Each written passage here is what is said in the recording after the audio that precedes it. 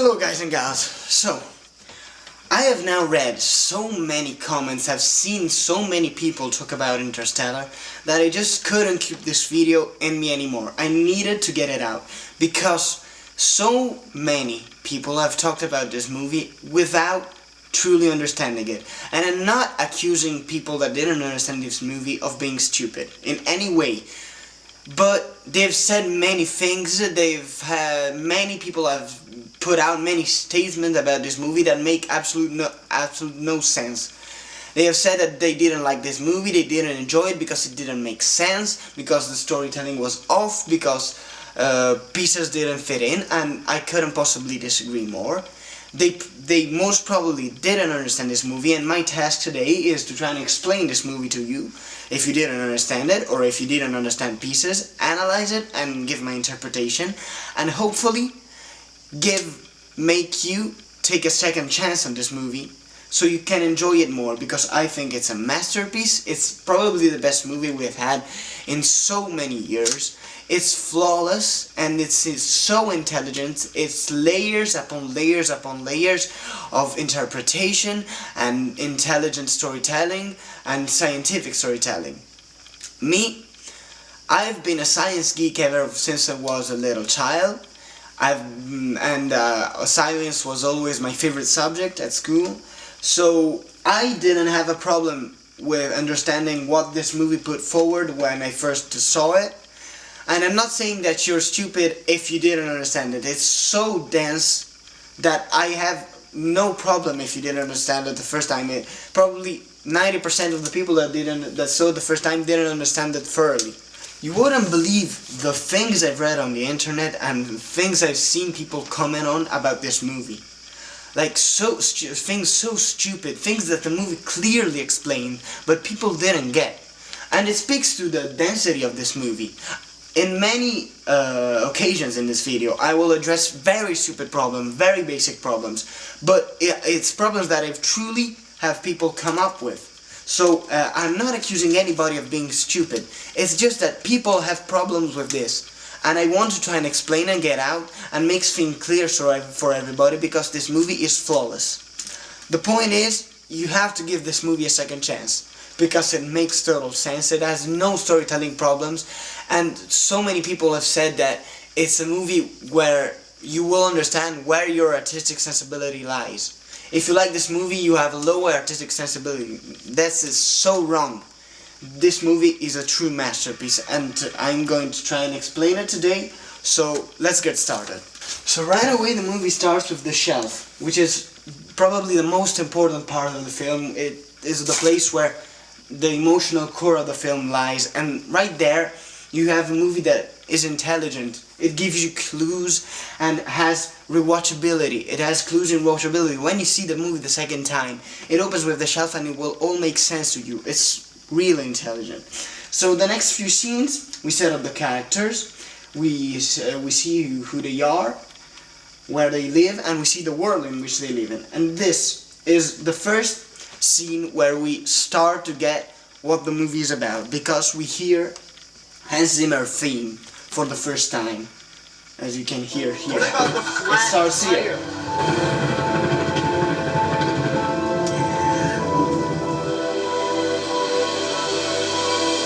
So you wouldn't believe how important the theme of the movie is to the emotional core and the dramatic elements of the film, and it's so brilliant to start the relationship between the father and the kids with this theme. It sets up perfectly the characters.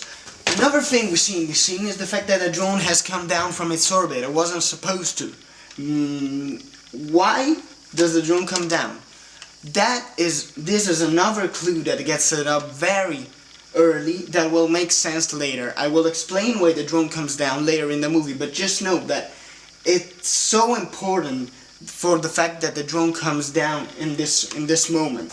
Now, thanks to this scene where Cooper goes to talk to Murph's teachers, we get a very good idea of where we are at in the world, where more or less we are in time. There's also a scene after where Cooper talks to his wife's father, so Murph's grandfather, and he says, you were born 40 years too early or 40 years too late. And from also that we get a sense of where we're at. It's more or less 2030, 2040.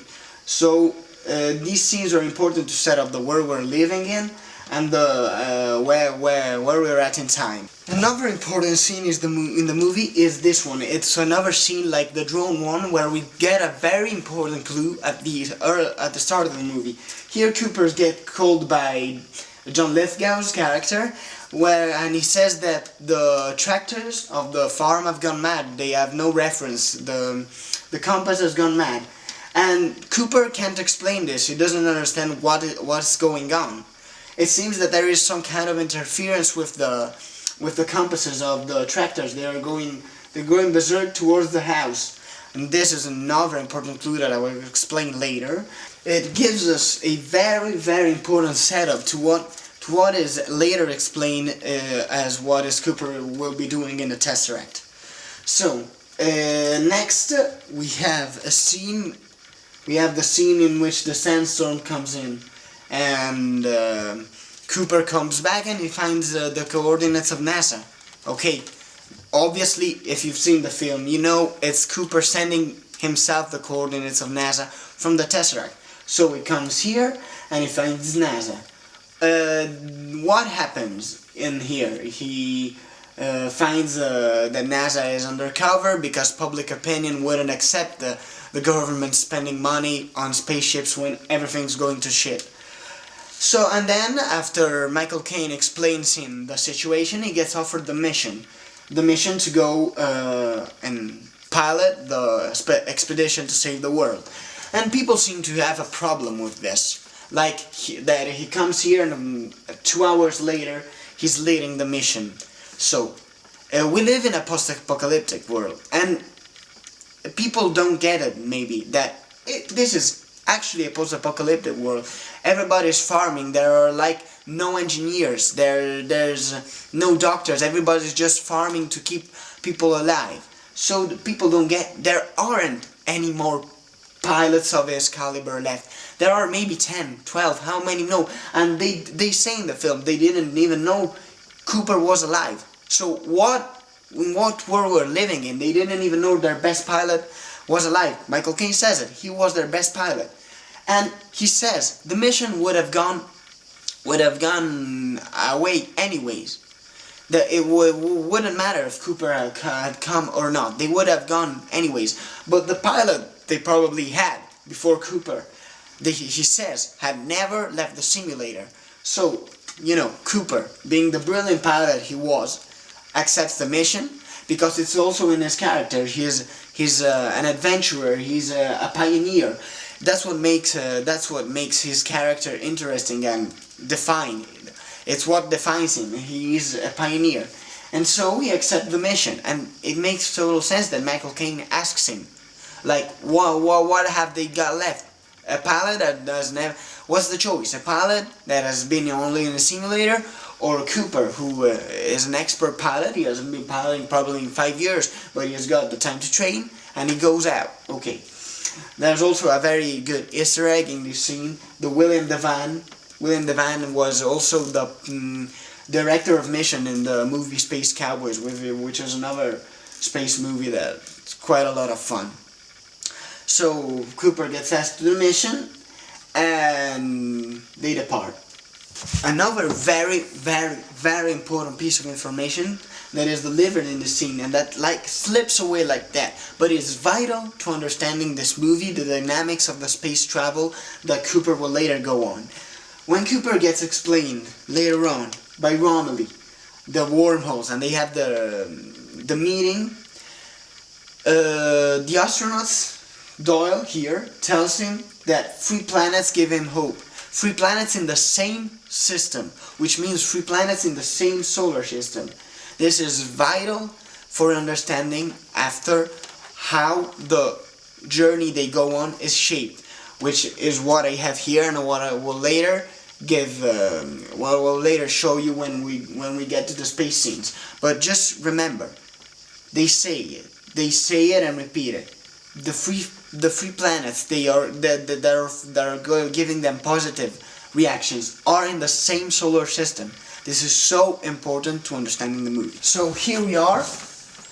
Cooper has been entrusted with the mission to go and save the Earth, and he is leaving his kids. He has to say goodbye to Marv, and this makes for quite an emotional scene, in my opinion, thanks to brilliant performance. It's heart-wrenching. He gets entrusted with the mission, and she is reading her the message that he will later give on to her. Stay. He obviously doesn't get it. He doesn't get it yet. But there's a very important Easter egg that gets released in this scene. Other than the fact that Cooper is giving her the watch that will later be vital to the whole plot of the movie. Cooper, as he is leaving the room, okay, he turns back because a book gets knocked off by the shell. Let me bring it up. Okay, he's leaving, and a book gets down. And that is obviously Cooper from the other dimension, the Tesseract. And it's another clue that gets released earlier in the movie that will make for such a greater second watch. Okay, so Cooper is saying goodbye to Tom, and people seem to have a problem like Cooper doesn't care about Tom. That's never true. That's not true, and I will later go into very detail why that is not true. But he's simply a different kid than Murph. Murph is also very smaller than Tom, so she may have a more difficult time in getting her father to leave. Tom is simply a different person. He's more mature. He gets it, and and his father leaves him, and he's okay with it. He gets it, but that still doesn't make Cooper a bad dad. Like, he just does it because he wants to save his kids from living a boring and hopeless life, and so he departs. Okay, so here we are, the mission has started, and we get introduced to the Endurance and the spaceships that they will use later on in the movie. We also get introduced to TARS and Case. Yes, there are two robots. I had people that didn't understand that, and you know, it's a very dense movie, but it's clear that there are two robots, TARS and Case, and the movie sets them up here in the scene. So then they start the journey towards Saturn, where the wormhole is, to the other galaxy, and it will take them 2 years, they say, to get to Saturn. And so when Cooper wakes up in Saturn, he views messages of 2 years. So here we are in Saturn 2 years later. They have woke up from hibernation. They are close to the wormhole, and and Romilly delivers his explanation of the wormhole, which, if you've seen it, you have to understand it. It's very simple. So here we are. They're taking the wormhole, and there's yet another clue that gets released here when Anne Hathaway touches the hand of Matthew McConaughey traveling through space and time later on, and that's just another clue that will make second viewing so much better for you. Here they are deciding which planet to go first. They decide for Miller's planet. Miller's planet is the one with the waves. Why do they decide that? Because it's the most promising planet. Water is the key element of life. So Miller's planet is obviously the one that's giving the most positive signal. Obviously there's a problem of the black hole, and here we introduce where we are in the film. So I've seen many maps of people that have tried to explain Interstellar, and I don't think anybody has quite gotten to the point of nailing it. I think I've nailed it nearly, but I think this is the closest we could get. So I've seen maps where the three planets are orbiting around the black hole, and that is in no way possible because a black hole is an exploded star, and there's no way in which it can sustain a solar system, and it's not the place where to find an inhabitable planet, not orbiting around a black hole. So here's the black hole, Gargantua. Here's the range of action that its gravitational attraction has, which is where time will start bending because of relativity. So this is Miller's planet. This is man's planet. Well, here's the wormhole. They probably came out here. Man's planet is not here right now. We don't know where it is when they come out of the wormhole because they straightly go to Miller's. Okay, and here's Edmund's planet, close to the sun. The sun of the solar system, which the three planets find themselves in. There may be other planets in the system, but we don't care about them, and they weren't inhabitable probably. One thing that must be very clear is that the solar system is enormous. The traveling distances between planets can take over 2 years just in our solar system. So don't reduce this to, hey, this trip would take an hour. This trip would take probably 2 years. So that's very important to remember. So the first thing they do is go to Miller's planet, which is in gargantuan range of action, so they have to confront relativity. So what Romilly does to save time and fuel is to orbit around Gargantua, out of the range, so we can both study the black hole and save fuel for the Endurance. In the meantime, Matthew McConaughey and the crew go down to Miller's planet, and they lose a lot of time because of relativity. The point is, they go down to Miller's planet, and they find nothing. They find the beacon destroyed. The point is, why did they go down to Miller's planet? Why was Miller's planet giving a positive message? Because Miller's planet, Laura Miller, which is the astronaut that went down there, just was there for the last 3 hours. The tens of years that passed out here and in which humanity waited for the expedition were just a couple of hours to her. They landed a couple of hours after Miller had landed and got destroyed by the wave that obviously destroyed her ship and destroyed her. The point is, the beacon was giving a positive signal because water is a signal for life, so obviously the beacon is giving a positive message. But the point is, it's an inhabitable planet, and it was just repeating the message in an infinite echo for the others up there, because while the beacon was sending a message in probably for a couple of hours, they were receiving that message for tens and tens of years. So that's why they went down there. They don't find anything. Doyle gets killed, and they lose a lot of time. And when they come back, 23 years have passed, and the things start to get pretty messed up. So when they come back, we get to introduce to another couple of important things that need to be understood for the movie. Firstly, Dr. Brand's equation of gravity that would supposedly get Plan A to work and save whole humanity on Earth. We get introduced to that, and we get introduced to the concept that Marv, now played by Jessica Chastain, gets the fact that he isn't trying to resolve it because he has already resolved it. He just the equation just needs more data, which is the data that will later be given by Matthew McConaughey for gravity to be manipulated. Furthermore, in this scene where Tom is speaking to Matthew McConaughey through the video messages of 23 years, we get some background on Tom, and we get that he lost a kid of his. The first kid he had died, and that's very important for later scenes where we see Tom do things, and they will get justified by this. Finally, we get the very important decision that they make. They have no fuel for seeing both planets, so the decision is go to Mans or go to Edmonds. The decision get to Man because the planet, the signal man is sending is very positive. The point is, probably the Man's planet at the point where they get back to Endurance is more or less here, very close to Miller's planet. They don't take a lot of time to get to Man's planet. Furthermore, Man's planet is in the center of the solar system. For many reasons. Firstly, because it's a cold planet, so it doesn't have nor the heat of the sun, of the solar system, nor the heat of the black hole, and so it's a cold planet.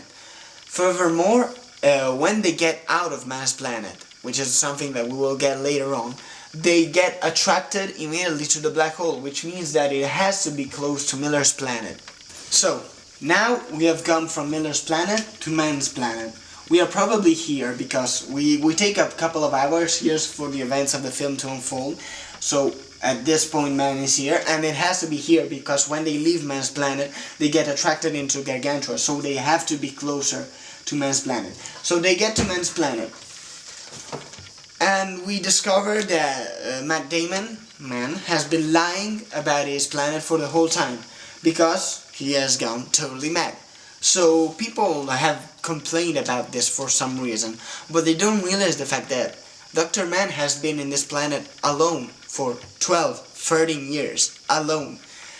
He has killed himself, more or less, because he has gone back into hibernation without even putting a date of rebirth for him. He has probably killed himself, and they rescue him.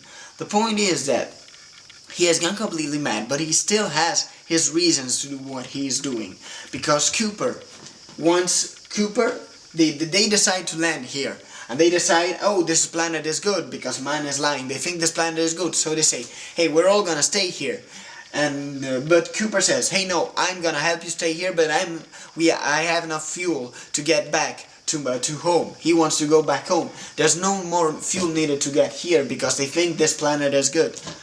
The point is that man knows this planet isn't good, and he still wants to save humanity. He thinks he's saving humanity. So he wants to steal the Endurance to get to Edmund's planet, which is a good planet. It's giving a good signal. So he gets rid of Cooper. He tries to get rid of Cooper because if Cooper isn't get rid of, he will get the ship and travel back to Earth, and humanity is doomed. So in the meantime, we get an intercut to scenes back in Earth, where Murph is back at her home. She is having dinner with Tom and his family, and she is trying to help Tom and his family because, as we clearly see, they have a sick kid, and even Tom's wife is getting sick. The point is that Tom has gone a little mad too. Not as much as man, but he has gone a little mad too. He has lost a son. His father has been absent ever since he was 14, 15. And he's living on a dying world. Tom has gone mad too. It's a thing that people didn't quite understand, but what Tom is doing isn't totally unjustified. His mind is going probably wobbly, and that's why he gets rid of Marv and he starts doing what he does. So here we are. Cooper his armor has been pierced and he's trying to survive. Before it gets set up that the fact that for a couple of minutes a man can survive in this planet, it's just after that the poison that is in the air starts affecting men. So Cooper has all the right reasons to survive the 2-3 minutes he survives. And man gets back to the Endurance and he blasts off the airlock. So people didn't seem to get why this scene makes sense. Why man blasts off the airlock. It makes sense because, as is said by Case further on, here we're still getting the scene. So man is going back out the airlock. Cooper gets rescued by Bren, and in the meantime Romilly is killed by an explosion. This explosion isn't mindless because Romilly is trying to fix Kip, which is Dr. Man's robot. Here he is trying to fix Kip, and the point is that Kip has all the data of the planet. It has all the data of Dr. Man's planet, and it's the true data. It's the fact that man's planet is a terrible place for human beings, and that is why Romilly, when Romilly discovers this, Romilly understands this when he accesses Kip. Kip had been probably programmed by Dr. Man himself to explode. An explosion had been programmed by Dr. Man himself. It's somebody discovered that. So Kip explodes, Romilly is killed unfortunately, Tars survives, and Brent survives, Brent rescues Cooper, and they go and chase man. The point is man doesn't know how the airlock doesn't know the procedure of docking of the Endurance, but the autopilot does. But TARS clearly says that the autopilot has been disabled.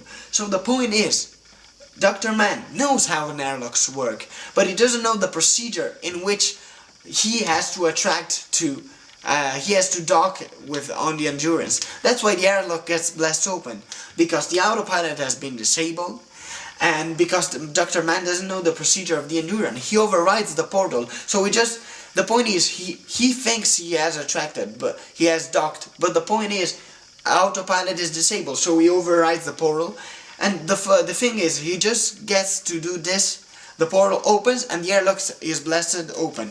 It makes total sense, because the procedure had been cancelled by Case and TARS. It is said in the movie, and that's why Dr. Mann explodes in one of the best jump scares ever, if I can put my opinion right in there. So now, the Endurance, so now we're here in Man's planet, and the Endurance is spinning away frantically, and that's where the amazing docking scene happens, and Cooper's manages to rescue the Endurance. Point is, once they have rescued the Endurance, they are simply drifting away at an enormous speed towards the black hole, and the black hole is attracting them because they are getting closer and closer, and gravity is attracting them towards the black. So now they're drifting toward the black hole, and Cooper understands that there's no way he's gonna ever see his kids again. So what happens is, they are slowly being attracted to the black hole, and they are the last hope of humanity. They know they have to get to Edmund's planet, so they use the gravitational force of the black hole to get them to a catapult and go to Edmund's planet, because with the gravitational force they can achieve with the black hole, they can probably reach Edmund's planet pretty quick. Not really quick like an hour, but like less than 2 years. So the problem is that the explosion that Dr. Mann caused desactivated the automatic commands of the Endurance, so they have to detach the ships manually. So they lose weight and they get a major push towards Edmund's planet, which is the reason they get there, because they didn't have the fuel to get here. It's a gravitational push that gets them to Edmund's planet.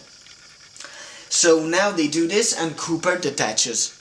So we're probably in the climax of the movie, and this is what happens. In the meantime, Murph is back at Tom's house, and she's in her old room.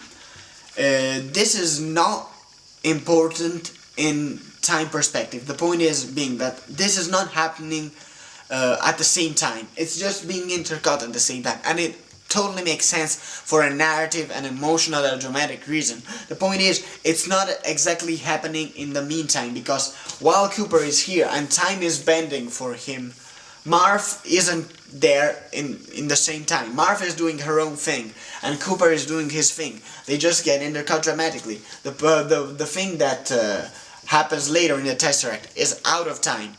Cooper modifies with gravity the past events, but it's out of time.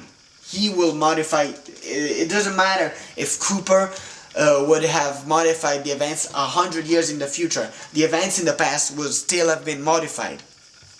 So that's that. So now Cooper is drifting into the black hole. And here is where another important thing gets uncovered. The thing is, no human could ever survive a black hole. Like, there's no possibility for us to get so close to a gravitational force and survive. We would be dilated in immense distances and die before even trying to reach the black hole. So why does he survive scientifically? It's because humans in the future made it possible for him to survive. We don't know how, but we know for clear after the movie that humans understand how to manipulate gravity. So it is totally possible for humans to make him survive and get into the black hole. And a black hole is pretty big, so he doesn't get in the Tesseract by chance. It's not that, oh, here's the Tesseract and he gets in. Everything is with a purpose. Everything gets a purpose. Humans of the future make Cooper get in the black hole and make him drift into the Tesseract because they know how to manipulate gravity. So now we're in the Tesseract with Cooper, and halfway Dr. Ben has drifted away. She's traveling towards Edmund planet, which makes sense is a planet where people can survive because it's close to the sun. It's probably at the same distance Earth is, so it totally makes sense for it to be as far as it was, so they couldn't reach it. Before they couldn't reach Edmund's planet easily because they would run out of fuel because it was far, and these two planets were too close to the black hole. So it makes perfect sense the fact that Dr. Edmund's planet is close to the sun because it was far away from these two planets. That one is just cold and so has to be away from the sun and away from Gargantua, and away from Miller's planet that has to be close to Gargantua. So it makes total sense that Edmund's planet would be inhabitable because it is far from these two planets, and so it is close to a sun, and so it has the heat to sustain life, and it's just like our Earth. It probably isn't at the same distance, but it just has the perfect conditions to have sustainable life. So now we're in the Tesseract with Cooper, and it was where things start to get complicated, and where your understanding of the movie probably drop, or you didn't, or it's where most of the complaints happen. They say it was a Deus Ex Machina, or that it was just too stupid, it was dull, it was banal, but for me it's nothing of this. So it's perfectly set up before in the movie, firstly. Secondly, what happens here? So Cooper starts meddling with gravity because he starts pushing the books and saying stay, stay. He starts meddling with gravity, and he understands that he isn't intervening in the past events by just doing this, and by just doing this he is manipulating gravity, and he is giving gravitational interferences, which are what caused the drone earlier in the movie and the tractors earlier in the movie to drift away. So the drone, you remember earlier in the movie, got down from its orbit, and the tractors lost trace of the compass. That was Cooper meddling with gravity here. He isn't changing past events. He understands that after a bit in the Tesseract. He understands that he can't change what is happening, but he is meddling with gravity, and that's what caused the earlier events in the movie to happen. So once he understands that he can't change the past, because even Tars says they didn't bring us back here to change the past, which is such a great line and such an important line for the movie, because it sums up also the themes of the movie, which I will later develop, but it sums up the fact that humanity is unique and is special, and they aren't here to change the past and have a shortcut. Humanity is here to be independent and save itself. And so Cooper starts meddling with gravity. He understands that he won't change past events, so he gives himself the coordinates to NASA. He asks stars for them, and he gives himself. He understands he was giving it to himself before. People have actually said, I have actually found comments of people saying, how did Cooper end up in NASA? Truly. And that Cooper sent himself the coordinates to NASA, because Tars sent it there. So after that, Cooper, now Tars has the solution to the equation, because what was the problem with the equation before? The problem was that it didn't match physics with quantum mechanics, which is like, I won't get into a conversation about that. Firstly, because I am not a scientist, I'm just a geek about science, and secondly because it would get too complicated. Simply, the fact is that in a black hole, gravity is singular and it is understandable, and that's what humanity needed to understand how to manipulate gravity and how to solve Dr. Brand's equation that would get him to manipulate gravity. So now TARS has the answer. They have to send back the answer to Murph so she can understand it.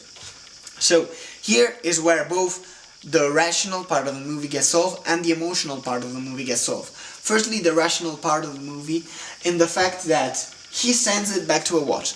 People said, it's so stupid. No, it's not. We don't know how much time it gets him to send back the message, but it doesn't matter. He is not like running low on time. He has all the time he wants to send back the message he wants. So and we don't know how long is the message. It also could be a line, just a simple line of an equation that gets people to understand what they need. We don't know, but it doesn't matter. Cooper is low on time. He simply converts everything to Morse code and sends it. He isn't low on time, and she gets it. She understands. She in this scene she said, "It was you," and here is where the emotional core of the movie is. People said love is the answer to the movie. Love is not the answer to anything in the movie. Love is the mean through which humanity manages to save itself. But love is not the answer to anything. The singularity inside the black hole is the answer to humanity's savior, to humanity's salvation. But the point is, love is the mean through which humanity can do that, because it's the connection that Cooper has with Morph that manages to get her to solve the equation. People pretend to be machos and love is such love. No, love is such an important part of the movie and is developed in such an interesting and original and new way. We often get, how many times do we get blockbusters or movies where your love is just, hey, let's have the love story. We don't care. People will believe it. It's a love story. But nothing about love is actually there. Here is a movie where love is actually explored and it's intense. It's a powerful connection that you get. So the point is that Marv stays in this room. When she is going back, she went back to Tom's house, okay, before in the movie, and she got up in her old room. The thing is, she stays there because she feels a connection, because she loves her father, and it's not a cop-out thing to do. She loves her father. Love is something that makes us do things that we wouldn't normally do. We feel it. We sometimes feel things that we shouldn't feel. And love is the mean through which Marv stays there. She stays there. She hangs there for a couple more minutes, and she realizes that the watch is sending her the message. And that's why Cooper is so sure that he will be able to deliver the message to her, because he knows that through the power of love, through the connection that they have because of love, Marv will be able to get the watch and understand it. It's not stupid. I even wrote it in my notes here. It's so powerful because it isn't a banalizing of love. It's true love. It's what people actually experience out there with love, and it's like people just decontextualize this moment and banalize it in ways that aren't even comprehensible. They banalize the whole thing to, hey, love is the answer. Love is not the answer to anything. Love is the mean through which humanity manages to save itself. The answer to everything is in the black hole. So if you were thinking, love is the answer to nothing, and this is not a cop-out scene. It is a scene which gets set up by 40 minutes in the film earlier. We get set up to this relationship of the love that Cooper has for his daughter and his son. And it's set up. It's not a cop-out. And then we get here where they are miles away, but love is what makes her stay in that room, what makes her remember the watch, and what makes her say, hey, it was you, you were my ghost, because through love she manages to understand these things. And you may not get into this, but you have to. I'm not saying you must like this, but you can just reduce it to, hey, love is the answer. Hey, Nolan didn't know what he was doing. Love is the answer, it's copper. It's such a deep and interesting concept which is explored so deeply. And it's not like, hey, he gave the answer to the universe in a watch. We don't know. We don't know how long was the message, but we don't matter. She has the destiny of whole humanity in her hand. Won't you think that she will maybe dedicate more than an hour to looking at that watch and writing down the things? Yes, Cooper gave her the answer to the equation on a watch, but it makes total sense. Like, hey, the destiny of humanity lies, the fate of humanity lies on this equation. Won't you think that both of them will dedicate some time to it?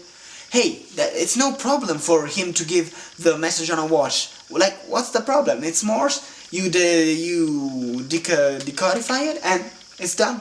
You have the answer to your equation. It isn't a cop-out ending. So there's where the Tesseract part ends, and where Cooper understands that humanity brought itself here. So now Cooper is transported back to Saturn by the humans, and that makes total sense. Humans have now evolved to the fifth dimension. They can manipulate space and time to their will, so it's no problem for, like, they can travel from another galaxy to Saturn in like this. So they transport him back. Firstly, and this is very important, for both for rational reasons and for philosophical reasons. So, firstly, the fact that Cooper gets brought back to humanity and that the movie doesn't end with him lying there. Firstly, it has to happen because Cooper has to get back to humanity, okay? He can't just be left hanging there in Saturn and we don't know what happens, because he has to tell humanity where it needs to go. Humanity needs to know where it will need to place the wormhole, where it will need to place the Tesseract. It needs to know that it needs to evolve to 5 dimension, because if humanity doesn't evolve to 5 dimension, it is doomed. Nothing of this happens. Nothing is solved. Everybody dies. And so humanity needs to know. Cooper needs to tell humanity, hey, we need to evolve, we need to get to 5th dimension. He needs to tell, we need that wormhole there, we need that Tesseract there. Humanity will need to go here, so he has to come back. For him not to come back would be quite underwhelming, because, hey, he doesn't come back, how does humanity get to know, how does humanity get to evolve to the 5th dimension? It would not make quite the sense if Cooper doesn't go back and tell humanity where it needs to go. Furthermore, it's for a philosophical reason. This is an extremely optimistic film, so we want to feel it's a statement. It's the fact that, hey, humanity will survive because we're special. We're unique, and so we will survive. Cooper gets to see her daughter once more, because this is an optimistic film. This is a film that has a positive message. So we want Cooper to get to see his daughter for one last time.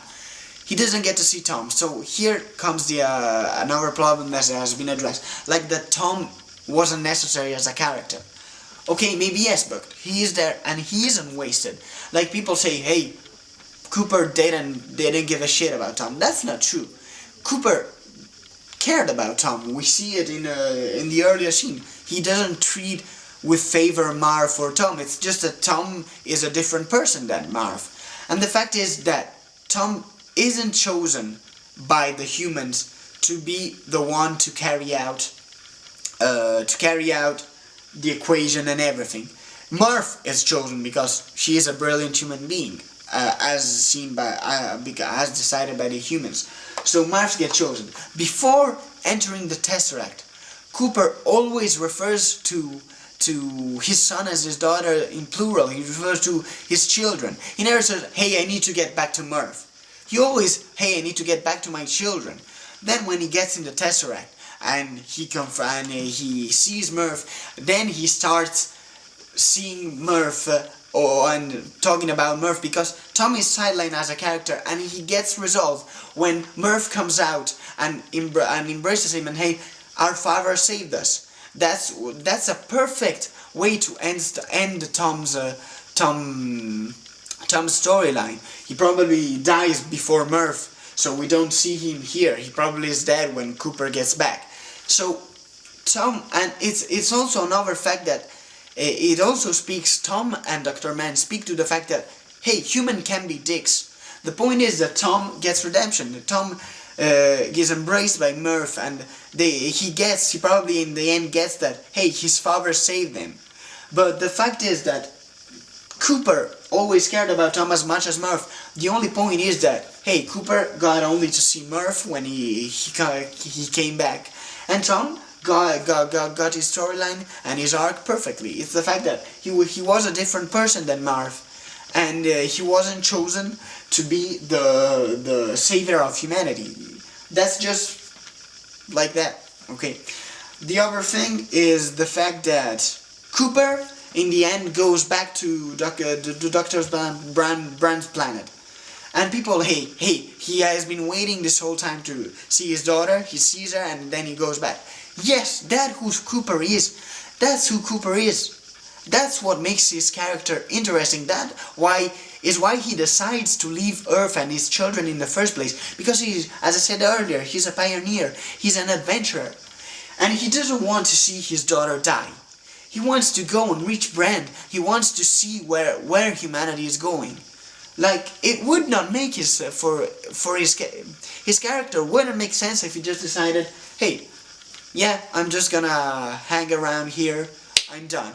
He wants to go, he wants to pioneer, he wants always to go over and over and over what is possible for him. He won't sit down and see his daughter die. He has found emotional satisfaction from this.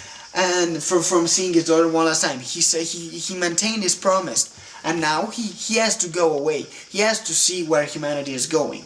He has to reach Dr. Brand.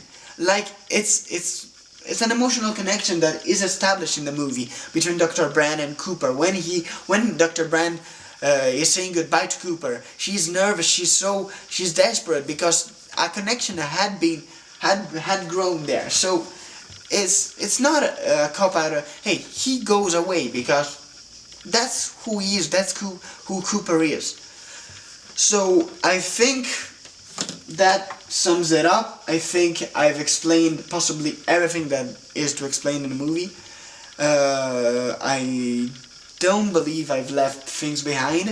If I've left things behind, please comment below. Please, if you have questions about this movie, tell me. I don't know if I've made myself clear. I don't know if I've used the correct vocabulary. I hope I did. Because I've seen this movie 8 times. And at first I thought that it was missing something. But the point is, it's missing nothing. It's the fact that it's such a dense movie that you won't get to understand it at the first viewing. You won't get to fit in all the pieces of the puzzle by just one viewing. And people who say that the film is flawed and it's a cop-out, and you know, this is such a thought out film. It has so many layers, and so it's so coherent to itself. It says something. It has statements. It says, hey, this is what love means to humanity. Hey, this is what humanity is. Humanity is special. Humanity is unique. Humanity, it's optimistic. Hey, humanity, no matter what, has always managed to get itself back up. So no matter what is the problem, we will manage to get ourselves back up. It's not a cop-out. Humanity doesn't get saved by someone. Humanity saves itself. And humanity saves itself thanks to love. Because we, as human beings, are capable to love. And we are capable to experience survival inside. It is what makes us special. And it is what ultimately saves us. So, I think that as a movie, this is such a strong movie. This is such a rare movie to get in theater. I will never forget the first time I saw it. I sat on my own. I went to see it with my friends, but I sat on my own because to me every Christopher Nolan movie is an experience to be experienced. I sat on my own. I had 3 or 4 seats on my own. I sat on my own, and about 4 minutes in, I sat on a comfortable position, and until the very end, I didn't move from that position. My muscles by the end were stiff. I couldn't move them because this is such an experience of a movie. This is such a movie that it's like people reduce this movie to, hey, love is the answer, hey, this is a cop-out ending, hey, what the hell was he thinking? I think this movie deserves a second chance. And people who have said that this movie will determine where your artistic sensibilities lies have a pretty wrong view of this movie. I think they don't quite understand it. And if you understand it, and you still don't like it, that's totally okay, I get it. But just don't reduce this movie to, hey, if you like this movie, you're stupid because, hey, it's flawed and everything. No, it is not flawed. The storytelling makes sense to itself. The emotional core of the movie makes sense to itself. There aren't cop-outs, there aren't things that don't get set up earlier that are thrown into the movie just for it to make sense. This is a movie that has research behind it, and that is explained through the same instruments that the movie uses to explain itself. There aren't instruments that get pulled out from anything and brought in just to get us from point A to point B of the movie. So I think that's pretty much it. I think I got my point clear, and if I didn't, I'm sorry. I tried my best.